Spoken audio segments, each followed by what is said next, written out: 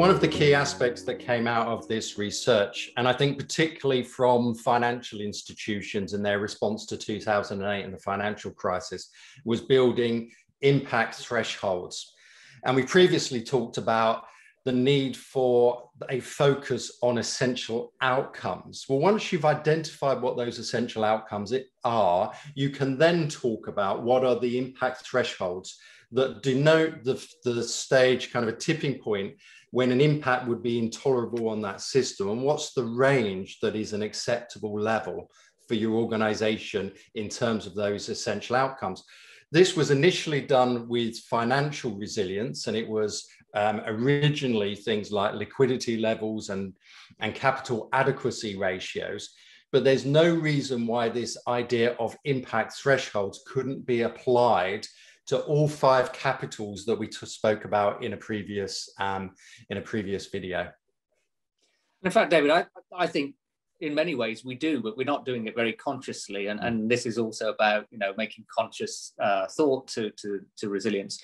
But if I take an example at a very strategic level in climate change, we've set a target of limiting the increase in our temperature to less than 2 degrees.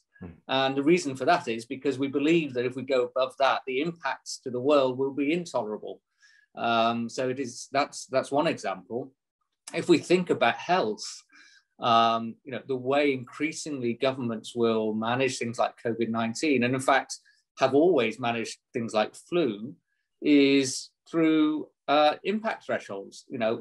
We know when we have flu each year, there are cases, there are hospitalizations, and there are people who die, but it's within a level that we as society and governments feel is acceptable and tolerable. Okay, so we're using impact thresholds already. It's just that we're not saying it as such and being conscious about it. If I go back to the water company that I talked about in an earlier session, and we talked about the supply of drinkable water to householders as an essential outcome, if you're a water company, to give you an example of what an impact threshold might be in that case, it could be the water company says we must be able to supply drinkable water within 24 hours to householders in whatever way we can achieve that. And we want to be able to restore our normal supply within 5 days.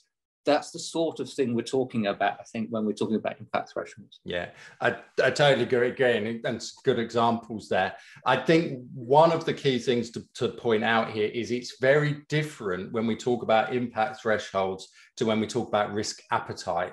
I think risk appetite is generally seen once we've identified the probability of consequence of a risk. We then, as an executive team in organizations, talk about what's our appetite for that risk. And it's usually quite vague in terms of things like high, medium, low. Whereas when we're talking impact thresholds, exactly as you said in those examples, it's defined and measurable, usually in terms of like number of days of downtime, or in terms of the impact that it has on people, property, environment. So much more defined and measurable than I think a risk appetite statement would be.